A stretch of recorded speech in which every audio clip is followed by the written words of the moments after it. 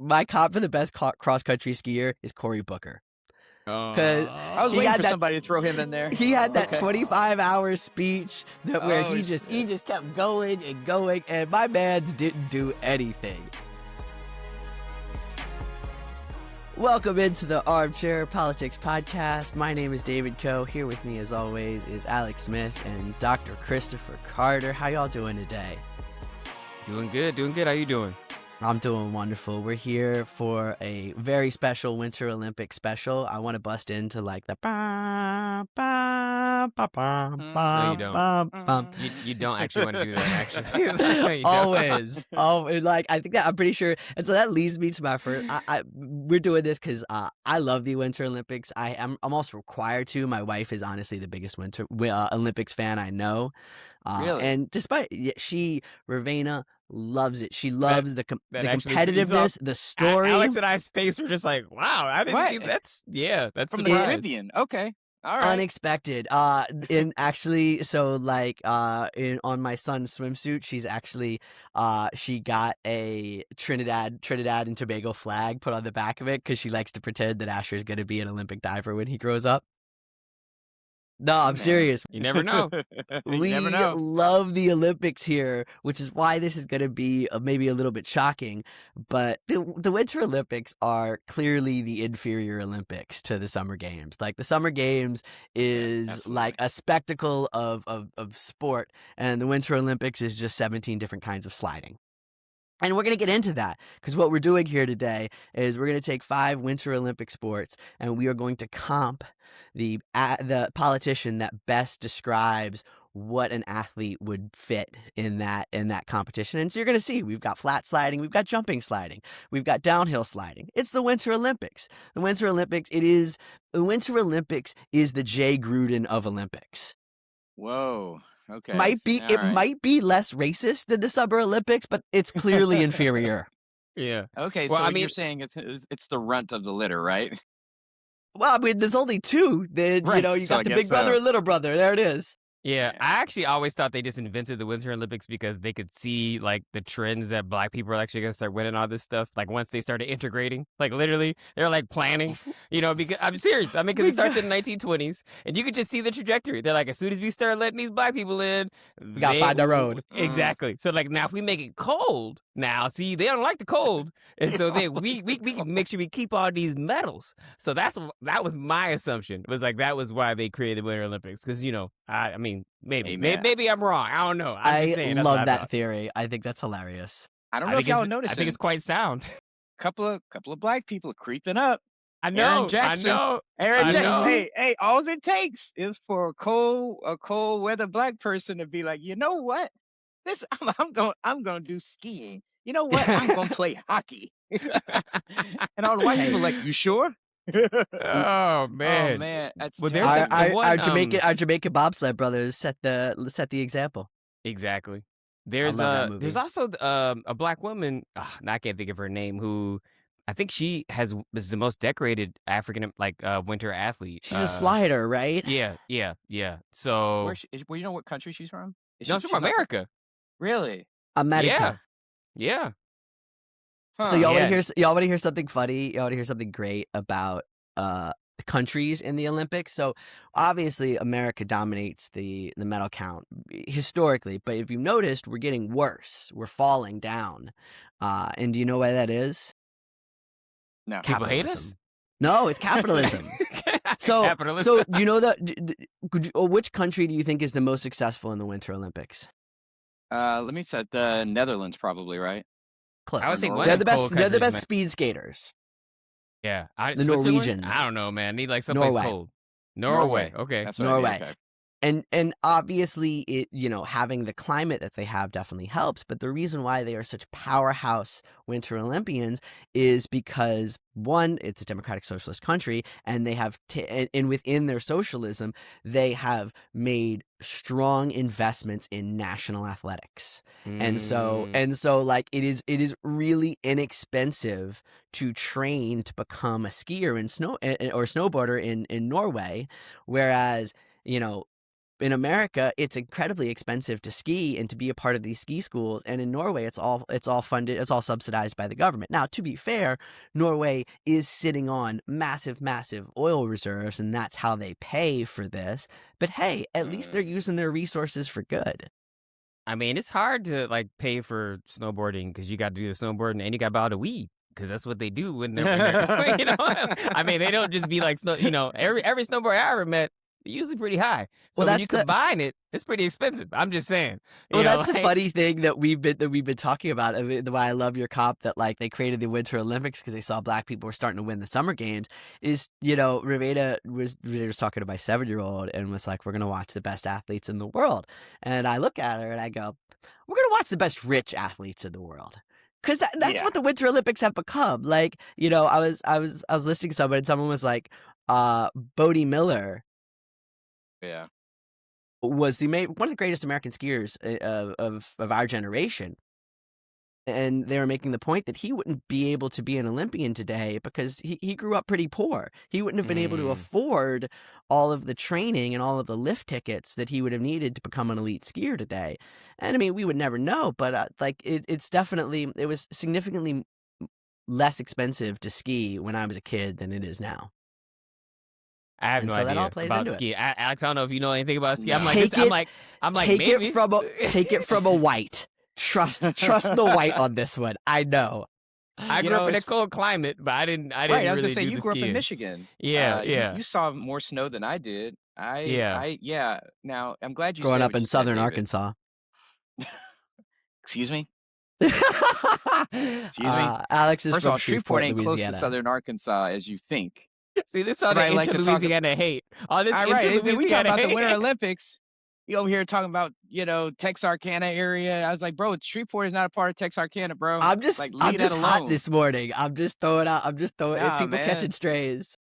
But it's interesting you said what you said about because in America is very different, right? So it's like rugged individualism. You have a government that's invested in their citizens in terms of the athletics and stuff like that, and so national athletics, and then you have America where if you are born into poverty, you got either football or basketball, and you got to hit on that, right? So it's like I don't know how many LeBrons Norway has, right? I don't know, like we've had to overcome a lot more in America than they would have to overcome. Now this is, I don't know but I guess for me, I'm thinking about it. And I'm like, yeah, they ain't really have to overcome the type of shit we have to overcome over here.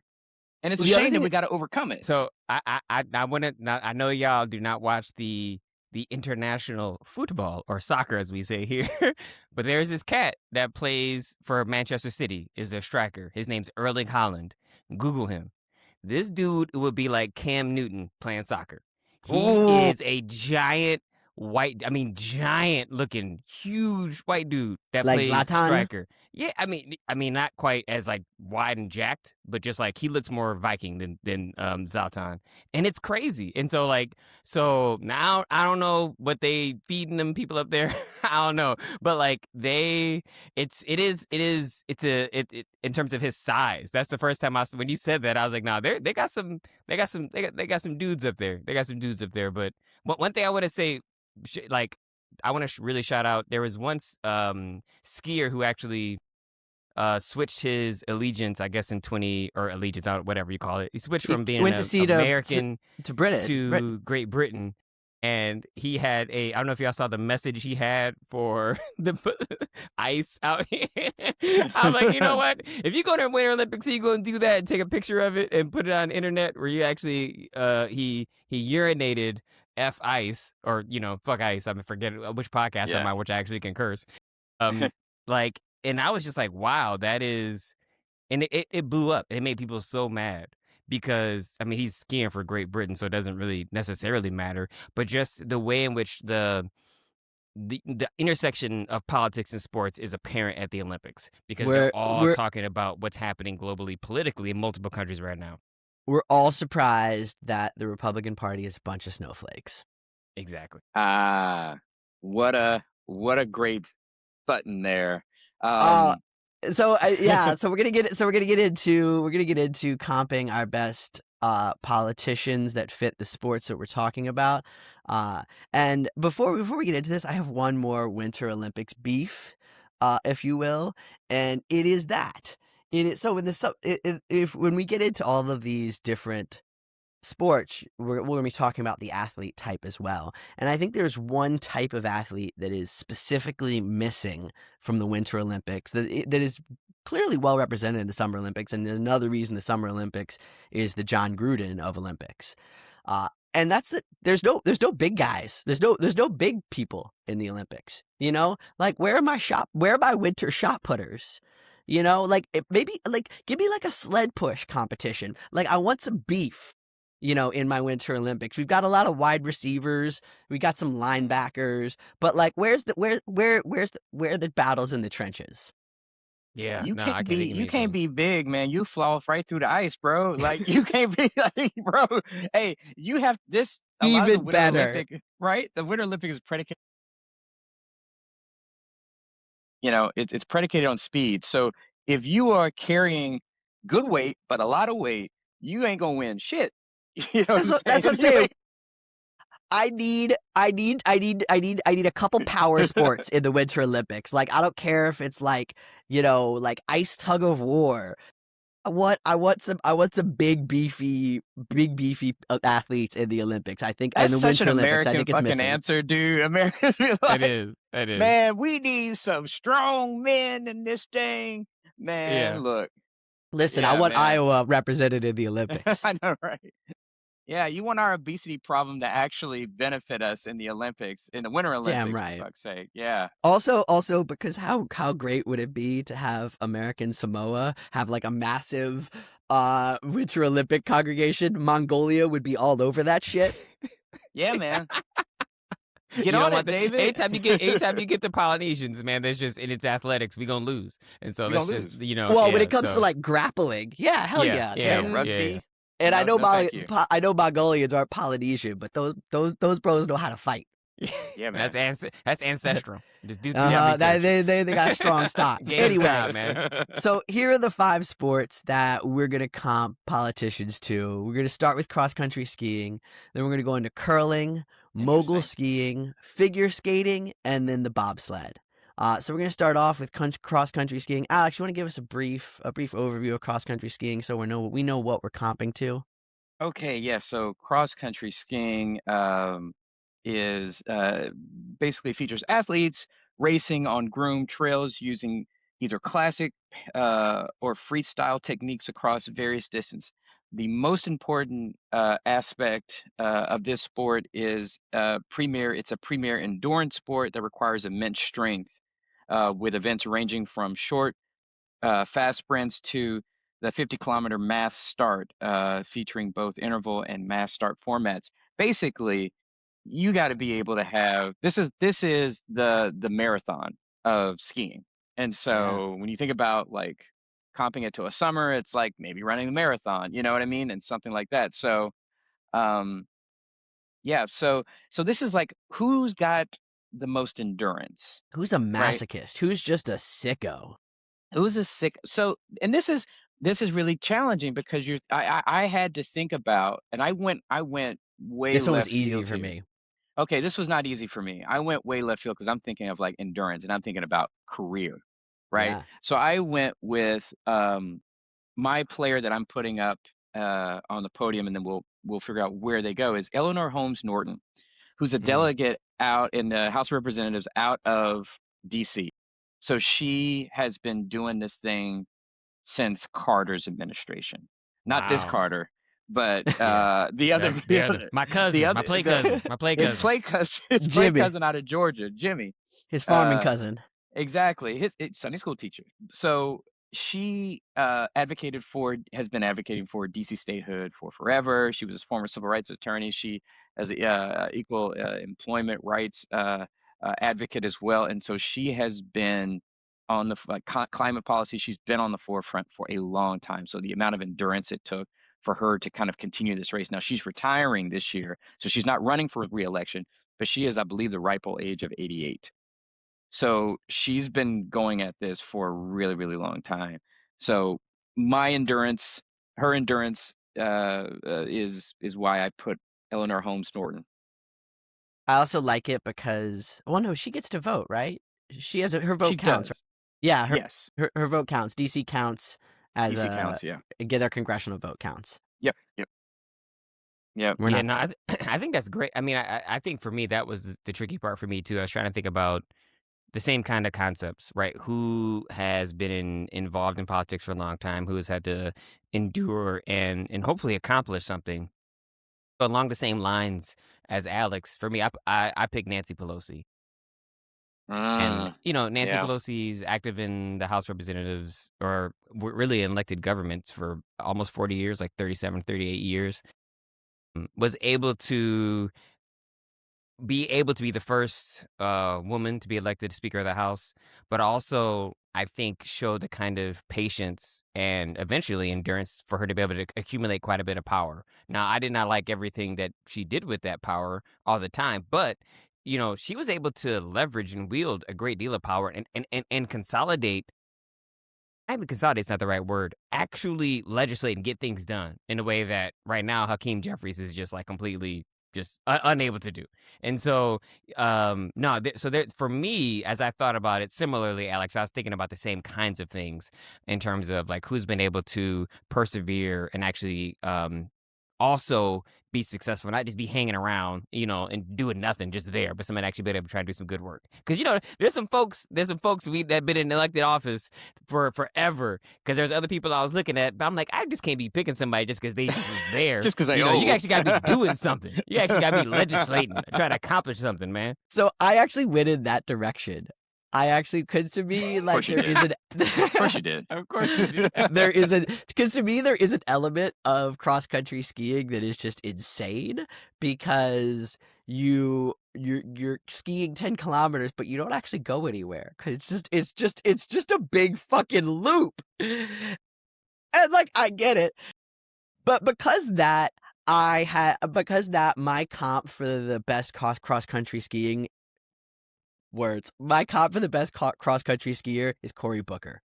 I was waiting for somebody to throw him in there. He had that 25-hour speech where he just kept going and going, and my man's didn't do anything. Do we even remember what he said? No, because he said nothing of consequences. What did he tell me? What he said, Alex? So he would talk about nothing, right, for about 10 minutes, and every 10 minutes he would say, "Oh, I'm gonna be like my dear friend John Lewis, and I'm gonna get in some good trouble." I got to be honest with you, man. By the 100th good trouble, I was like, "Can we turn the TV off? Can we sit this Negro down?" I was done with him. That's a very good. By the way, I want to jump back into Carter, because when he said Hakeem Jeffries, I didn't want to interject, but I was gonna do a hip, a hop, a hip, to the hip, hip. Hakeem Jeffries' cadence is so stuck in the late 80s, early 90s hip hop and how he speaks. That's not even late. That's mid 80s, man. That Yeah. mid 80s. Sugar Hill Gang. Gang. I'm like, man, you nailed it. You nailed it. I'm like, oh my gosh. It's bad. I feel like we're being disrespectful. I want to apologize to the Sugar Hill Gang, because that's a mean stray. Yeah, Sugar Hill Gang. That's not a comp that I know you want, but it fit the bill. All right. So do y'all know that Hakeem Jeffries, tangentially his name was released in the Epstein files, very tangentially. I'm not accusing Hakeem Jeffries of anything. Someone was talking to Jeffrey Epstein on Hakeem Jeffries' behalf, like when he first ran for Congress, and they were trying to get Jeffrey Epstein to give him money. I'm not holding that against Hakeem Jeffries, but I find this hilarious that in the email, the person talking to Jeffrey Epstein on behalf of Hakeem Jeffries described him, that some people call him Brooklyn's Barack Obama.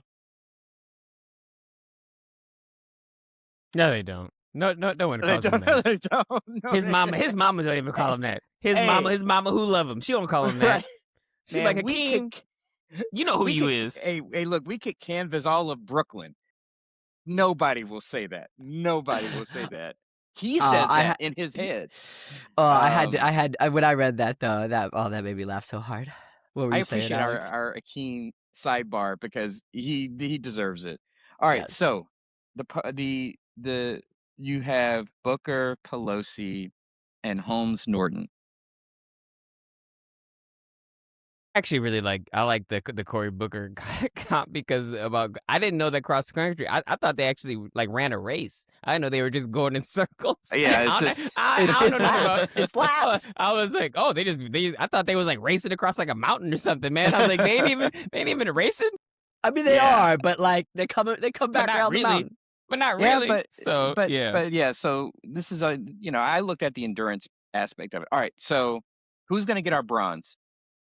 I I'll think take the Nancy bronze. Pelosi gets the Yeah, I bonds. get the bronze. I get the bronze. I think definitely, Alex. That was a deep cut. So I think it's between you two. But I'll take the bronze. I know when I concede.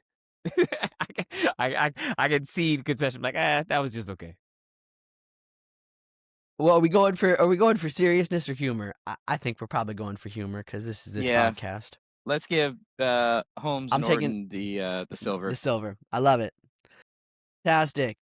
What a great first round. All right, sport number 2. What do we got, Alex? We got Let's curling. I You want to wanna go do to something different? curling.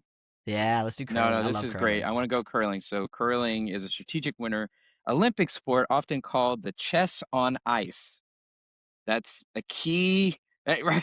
That's how I play chess. Right. That's a key component there where players slide a 44-pound granite stone across ice towards a circular target called the house. The goal is to get stones closer to the center than opponents, with teammates sweeping the ice to control speed and direction. I'm excited So about this. I'm gonna take this one first, Please. because mine's pretty obvious. I I think. really hope we don't have the same one. I think we're gonna have the same one here because we Shit. think alike on this one. Yeah. It's Damn and it. it's all good. We can, listen. Yeah. They share the gold sometimes, and They do share the that's goal. a beautiful All right. that's a That's beautiful true. thing. Yeah. So have y'all heard about the curling scandal in this Olympics? Yes. All It's of them so cheating. They all it's so cheating, man. They so all cheating. they got fined both. So if you don't know what the scandal is, both the men's and women's Canadian team have been caught fingering the rock after they release it. They've been like putting a little, you release the rock from the handle, and both men and women Canadian have been like releasing it and then like doing a little finger on the granite. And the women actually got a rock pulled away from it. My favorite part about this whole thing is Canadians are known for being super nice and super polite. And the one Canadian guy was like, "Fuck you! I've never done anything like that before in my life." And I was like, "Bro, just changed his entire country's image. Like, damn, amazing." They actually got caught. There's another cheating scandal. Like again, I'm gonna bring in soccer, where in the international soccer, like they had a drone that they were flying over other teams to spy over them practicing. This was a couple of years ago. Oh, so, we like, got an yeah, international women's spy coach- gate. I love it. yeah, and so I'm like, nah, I don't know what's going on. Canada is like, look, I love Canada. You know what I'm saying? Y'all good people Love up there. Canada. But like, come on, do you need to win that bad? Where you got to I be like know. having drones and like, I really poking wonder. rocks? I'm excited to like see these people come back, the Canadian curlers come back to Canada to see like what the reception is in Canada. If they're like, "Yeah, you stood up for yourself," or they're like, "Well, that's not what we do." Nah, man, the Canadians are like the rope-a-dope of niceness. You know what I'm saying? They just kind of rope-a-dope you a little bit. They have all that nice stuff. I love the Canadians too. I have a lot of Canadian friends. Our home and native land. But they be acting slick sometimes. No, if we just replace Canadian with black, people would think we're so racist. So I'm like, we got to be careful because I'm just like, Right. I got lots of friends. I got a whole notebook. I got a whole Yeah, notebook lots of Canadian- of my Canadian friends. Like, We got Mitt Romney over here. Exactly. Yeah. Like, All right, David, who are you putting on the podium? So because she is like just Oh, nice, incredibly okay. We're not gonna have the same incredibly strategic, and also before I get into this, another reason why the Summer Olympics are better than the Winter Olympics is the fingering curling cheating scandal reminded me of a really lame version of Maradona's Hand of God goal. And so again, I know that's the World Cup, but soccer is still a Summer Olympic sport. So again, Summer Olympics are just superior. But my best comp for a curler is Nancy Pelosi, because she is extremely strategic. Like she has got that mind, like that chessboard mind of how to move the pieces, knows how to move her teammates, and also old girl ain't afraid to put her little finger on the rock if it's necessary. That's okay. All right. I'm glad we didn't have the same. I'm What glad. you Yeah, got, me Alex? too. Me too. Me too. Yeah, this is good. All right, who do you got, Carter? I was trying to think. For me, the notion of like chess as an analogy was really helpful in terms of someone who thinks very strategically and is able to kind of not only be in control of what they're doing, but also have other people helping them accomplish a goal. And so for me, it was Mitch McConnell. I just see Mitch McConnell as someone who is able to wield. I mean, if you look at the way the Supreme Court is constructed now and all the rights we are losing actively, it is this one person, like just screwed the country over. And I think he is like, I wish the Democrats had someone like that. You know what I'm saying? And a part of me is like, well, I don't want like, should you fight You don't evil want with evil? that, but But you know what? Sometimes I'm like, I don't know. And in this two-party system, it's frustrating because I don't feel like we have anyone on the progressive side who is willing to take the rules and really press them to a logical conclusion to benefit the public at large. So no, to me, Mitch McConnell was like kind of the first person that came to my mind. We I we love it. we kind of did, but he's dead. But if he was a younger man, Harry Reid would have been that Yeah, dude. Harry Reid would have been that dude.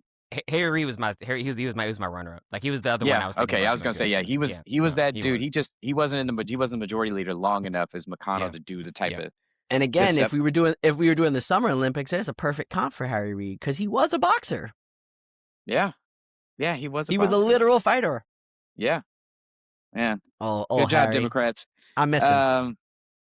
All right, so I'm I love going that comp, younger. Carter. Yeah, good comp, Carter. I'm going younger, and I'm probably going to get the bronze. My guy's going to get the bronze medal here. But this is an up and coming chess player who I think is currently making all the right moves early on in his political career, and you know what I'm about to say. Zohran Mamdani Oh, with Kathy Hochul sweeping. Zohran is curling, and he's telling Kathy, "Give me a couple billion for this. Tax him over here, right over here." Sweep, And Kathy's like, "I'm doing it, Zohran. I'm doing it."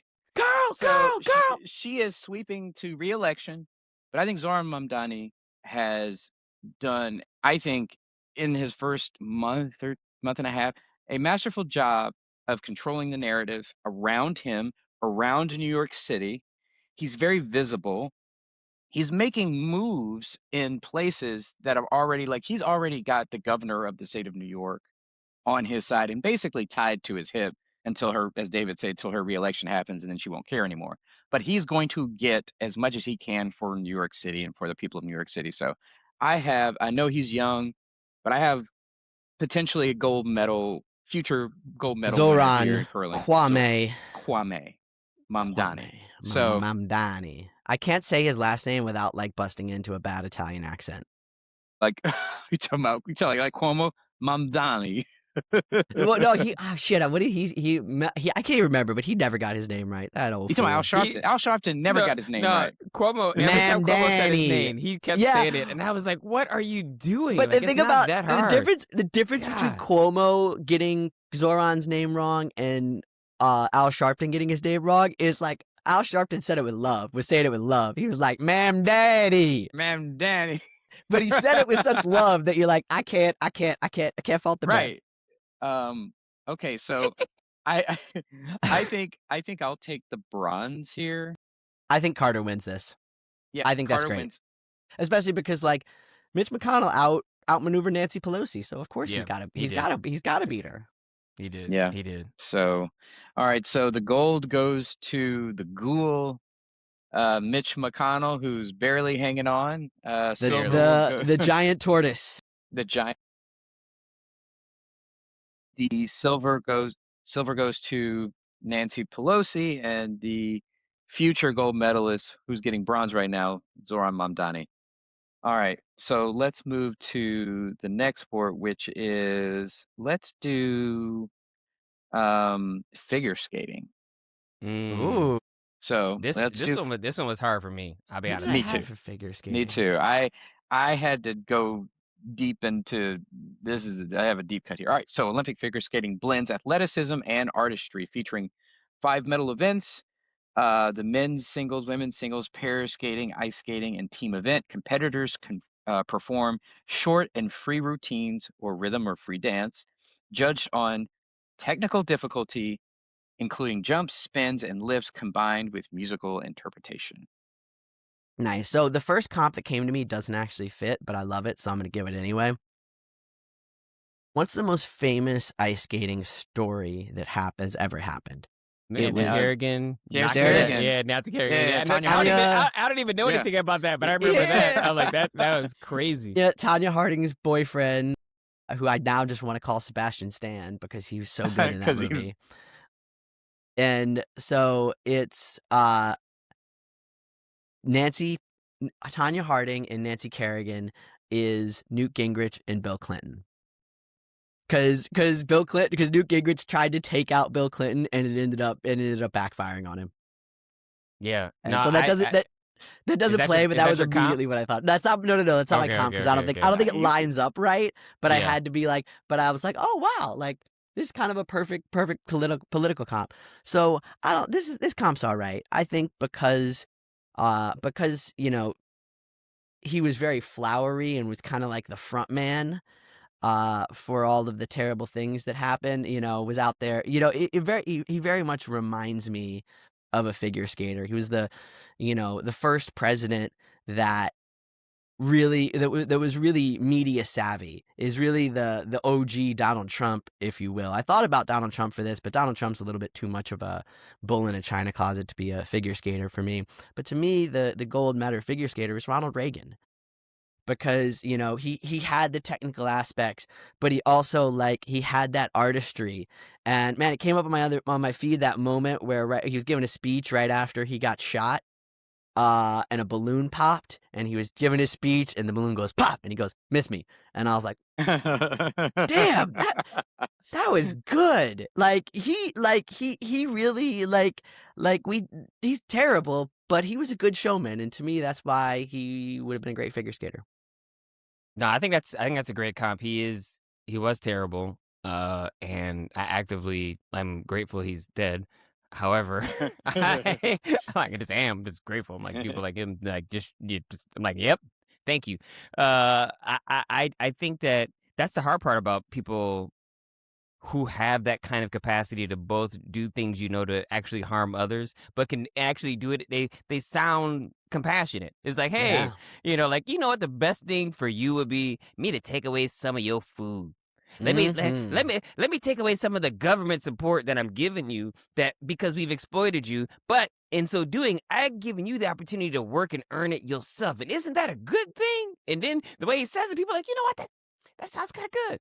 And so, I think dancing around exactly what's actually going on is very artistic. So no, I get that.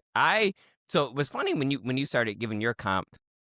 I did actually choose Bill Clinton, in part because his ability to just get away with shit. His ability to get caught up in scandal, still be around, and ability to, he had a kind of way also of captivating the public, of engaging Black people with the way in which he clearly, allegedly, one suspect Bill Clinton engaged a lot of Black people. I'll just leave it there. Let's just say we'll just leave it there. He clearly was comfortable with the brothers. You can just see how he is, and I think that his ability to navigate his impeachment, but also to be in multiple spaces and know how to perform, feel like be able to make a connection with people, genuinely connect with them. I think to me kind of demonstrates some of the maneuvering, the artistry, if you will, of what it means to be a figure skater, and that kind of political artistry that I definitely think Reagan has, hands down. But I think Clinton embodies that in a particular kind of way with his ability to avoid scandal as well. Can I ask both of y'all a question about Bill Clinton? But before we do, real quick on Ronald Reagan, I can't move on from Ronald Reagan without shouting out the throat goat, Nancy. From the So grave, just so you know. shout out We Nancy. So when Bill Clinton busted out that saxophone, white people were blown away. I'm just making a statement of fact. We were like, wow. What was the reaction? You know, were black people moderately impressed? Where you're like, oh, he's got a little bit of soul to him. What was y'all's reaction when Bill Clinton, you know, pulled out his smooth jazz? Alex, I'll let you go first. I have a distinct memory. Was that on Arsenio Hall? Yep, it was our City Hall. Yeah, that's what I thought. So I just remember I was like, oh, it was the first time that I saw a white man do something or look a way that is somewhat black coded. Because if you saw, he had his sunglasses on, Sunglass, yeah.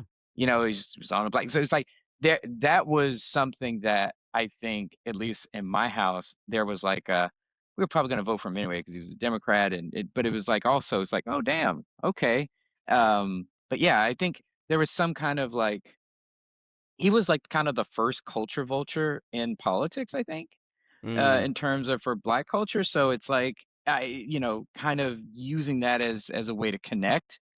Um, but yeah, what do you think, Carter? No, I think that's exactly what I was gonna say. Like when you pull out that saxophone, I think in my community, people are like, "Oh, he like when you play sax, like white dudes that play saxophone, like have an automatic in when you actually can play saxophone like that with because of the history of jazz in the black community and particularly the black church."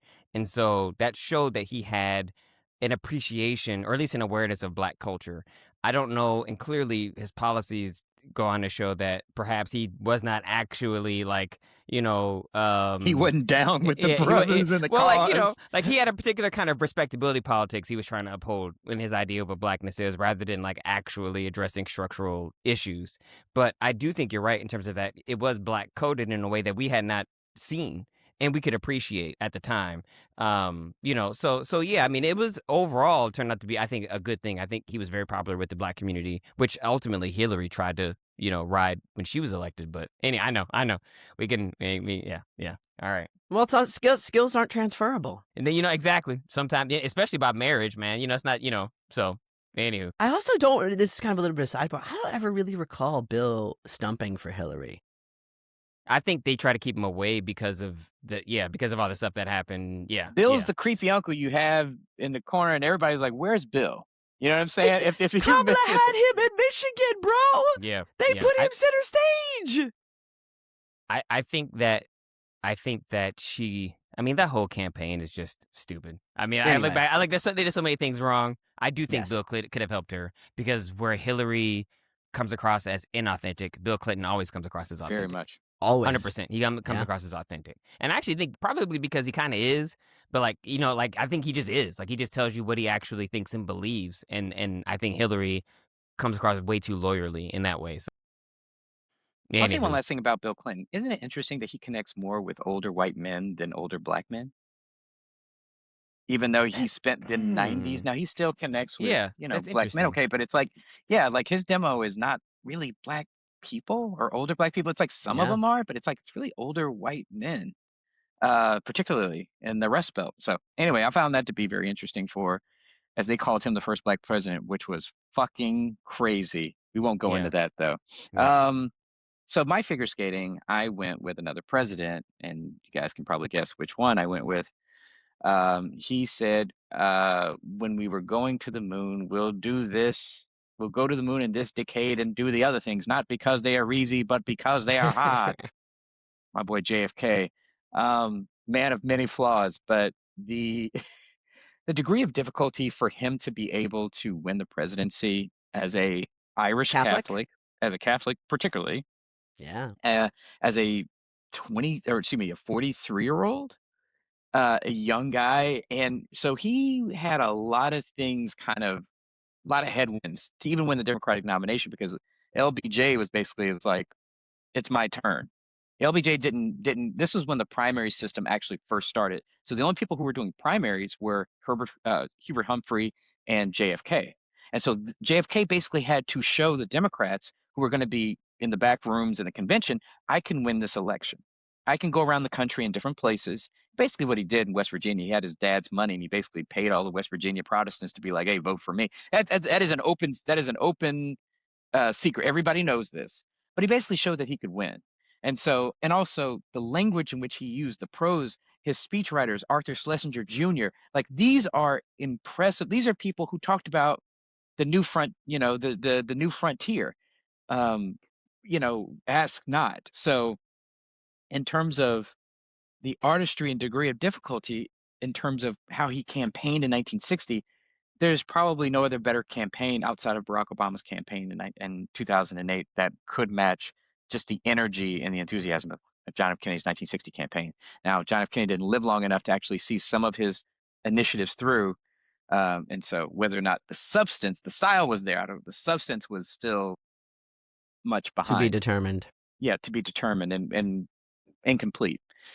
All right, so I got bronze. This one's hard to call. I got bronze. I'm like, I think we picked 3 good ones, but I really like y'all too. I think listening to you y'all win, Alex. articulation. Yeah, Alex. I'm like that's a really I think that's a Kennedy. really good call. Yeah. No, I agree. I can see him out there.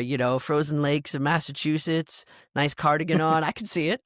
The Armchair Politics Podcast is brought to you by the International Olympics Committee and the LA 28 Games. The IOC is the LeBron James of Olympic corruption scandals because they've been involved in not 4, not 5, not 6, but at least 7 corruption scandals around Olympic City bids. But you can be sure that the LA 28 Games, led by Epstein frequent flyer Casey Wasserman, is on the up and up. The IOC. Follow the money. Field of Rhythm. All right, so I have 2 people in my bobsledding. I'm just going to let y'all Field know of before we Rhyme. get into the description. All right. Get on up.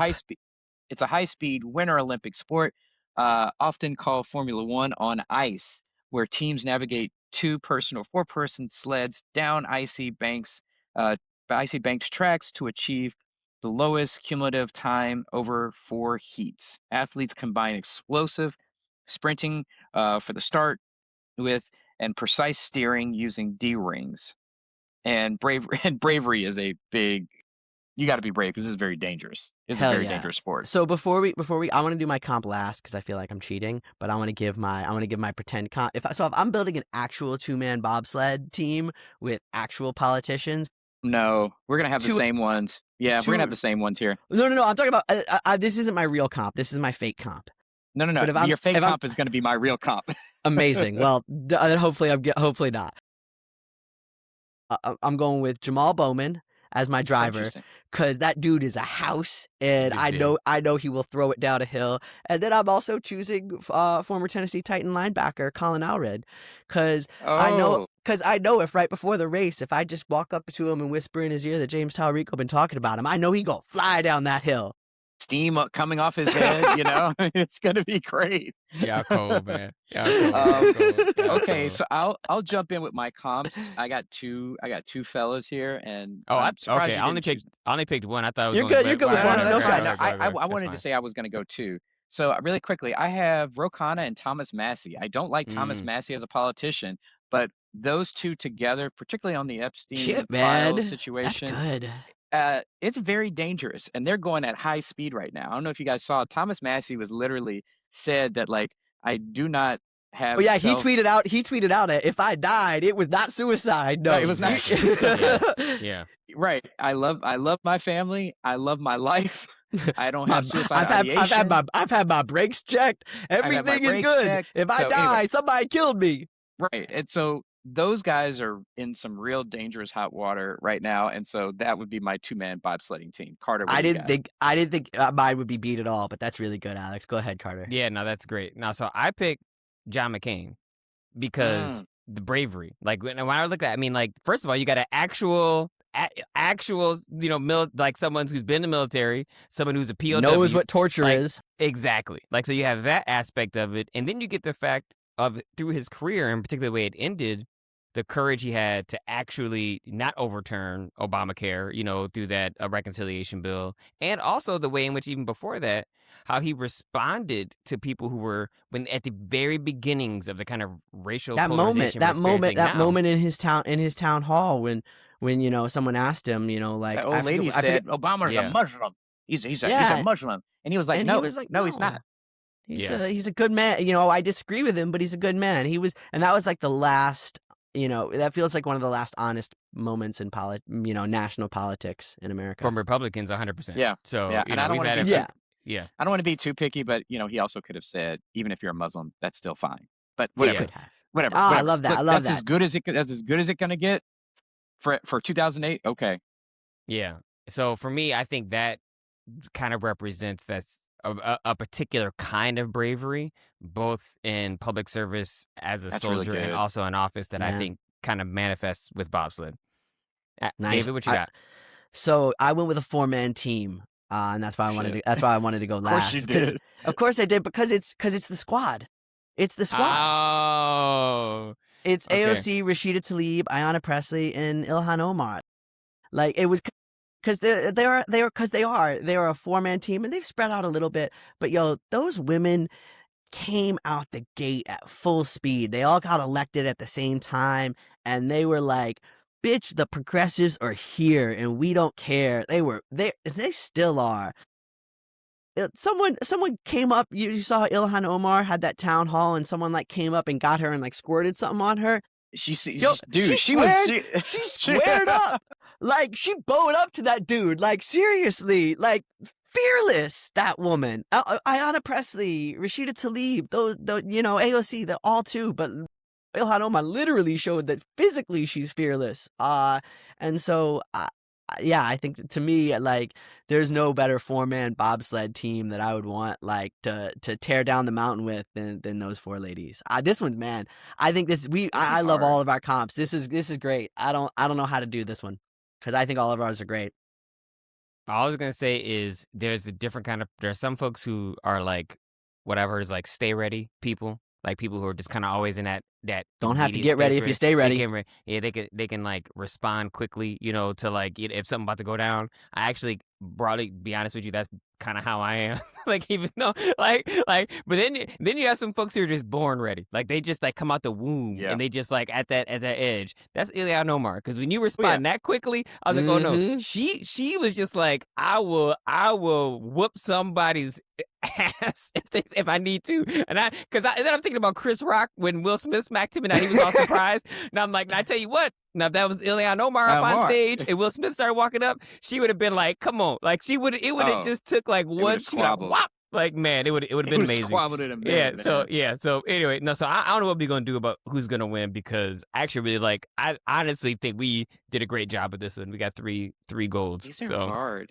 I'm fine splitting the gold on this one, because honestly, I can't pick. I love all these picks. I'm genuinely surprised. I thought my picks were excellent, and I think all of our picks are excellent. I'm putting this all down for the fucking gold medal. Yeah, there we three-way go. tie. That happens. Three-way tie. Happens. Yeah, that happens. It does.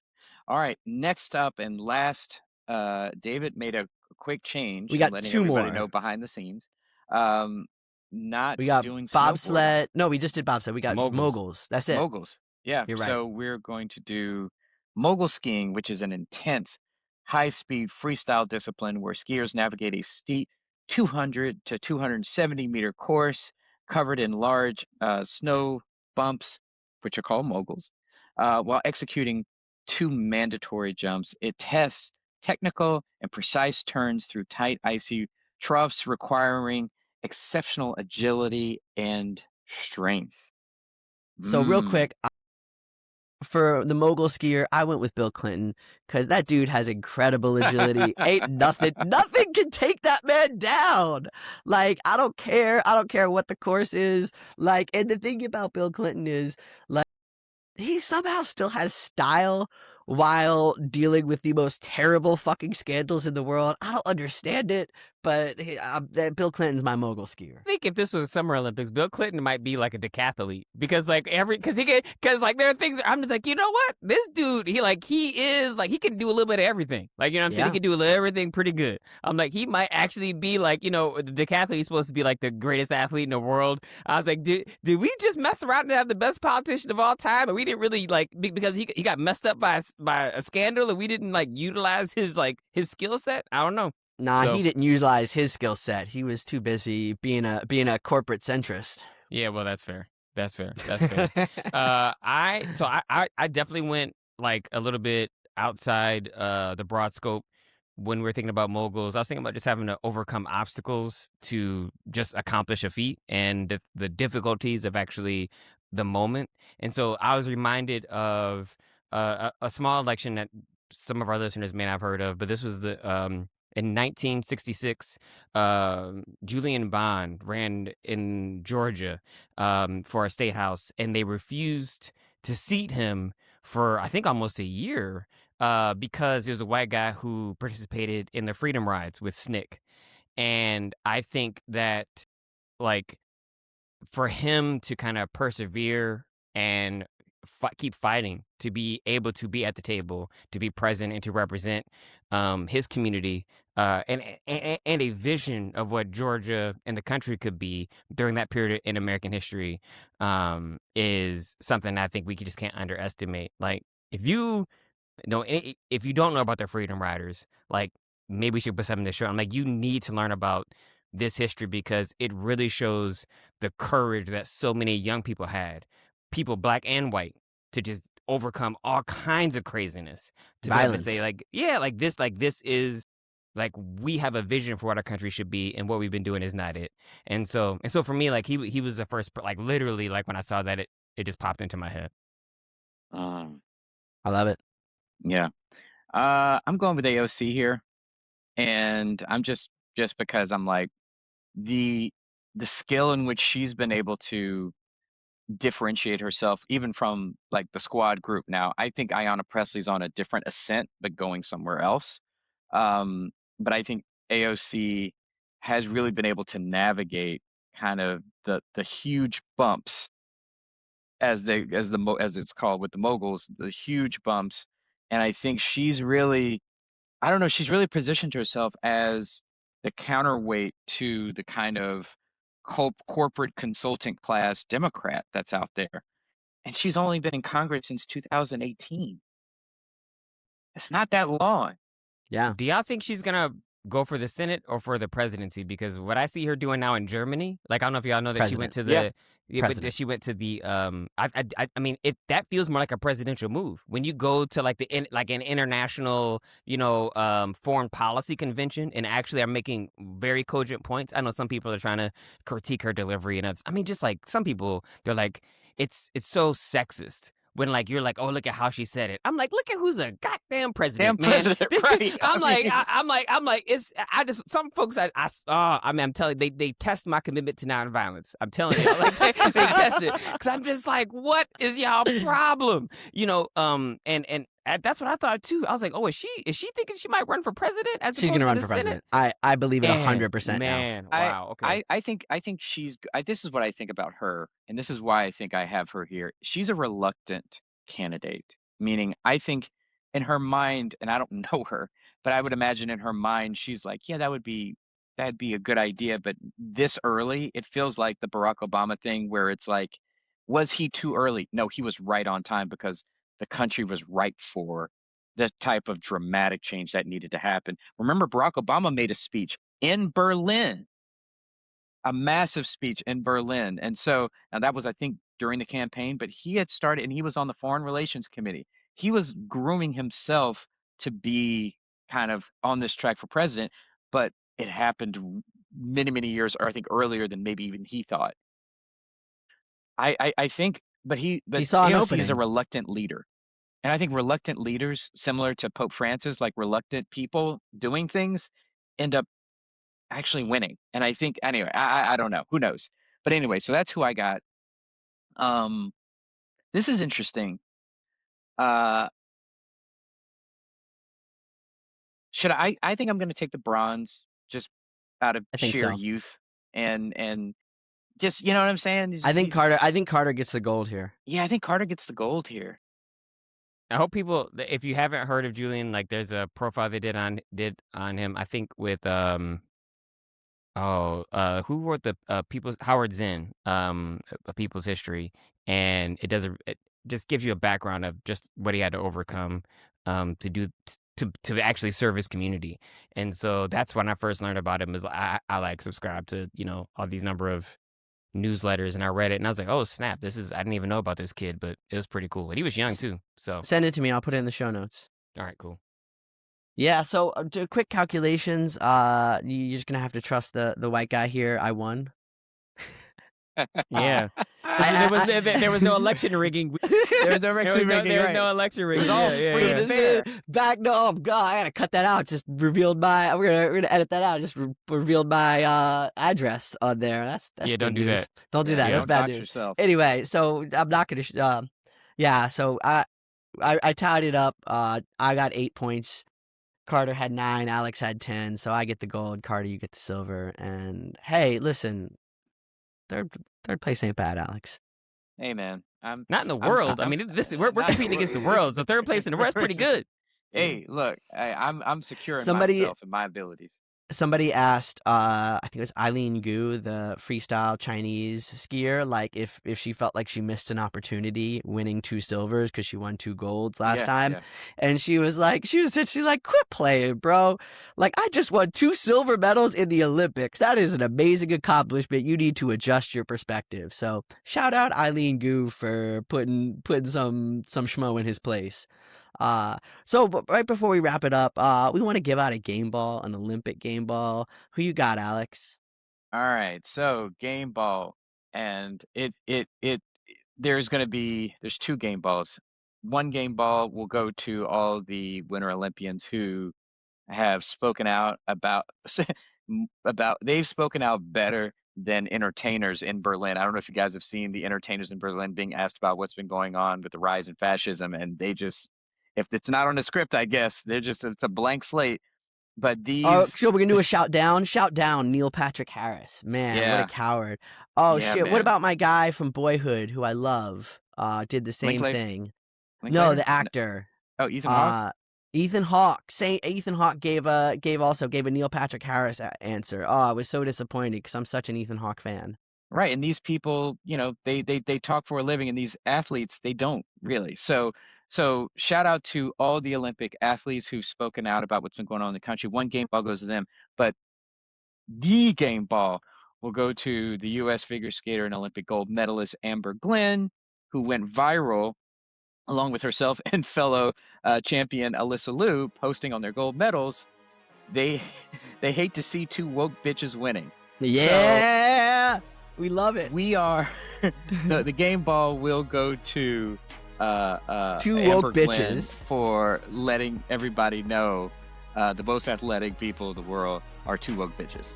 We're bringing woke back on this podcast. We really appreciate y'all sitting down and hanging out with us. If you made it this far and haven't subscribed to our channel, what are you doing? You just sat through almost an hour of complete bullshit.